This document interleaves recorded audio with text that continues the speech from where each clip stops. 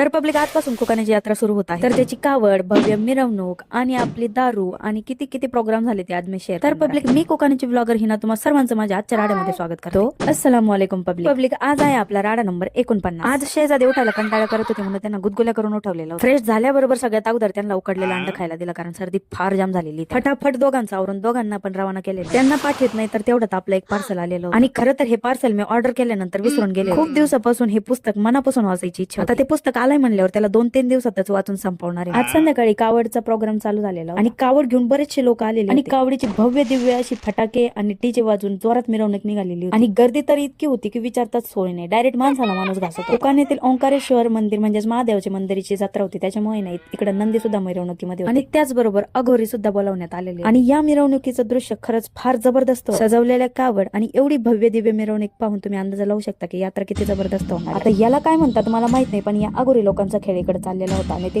खरंच फार जबरदस्त होतं. रात्रीच्या 7:30च्या दरम्यान प्रोग्राम चालू झालेला संध्याकाळच्या 10-10:30 वाजेपर्यंत चाललेला. आणि हे होते यात्रेचे दारूचे फटाके. इंस्टाग्रामचं नवीन अपडेट नाही आलं का त्या दिलमध्ये बाण मारायचं त्या टाईपचे फटाकडे होते. घरी येऊन जेवण केलं, जेवल्यानंतर पहिले आलेलं पुस्तक वाचायला घेतलं. बाकीची यात्रा उद्याच्या राड्यामध्ये दाखवणार.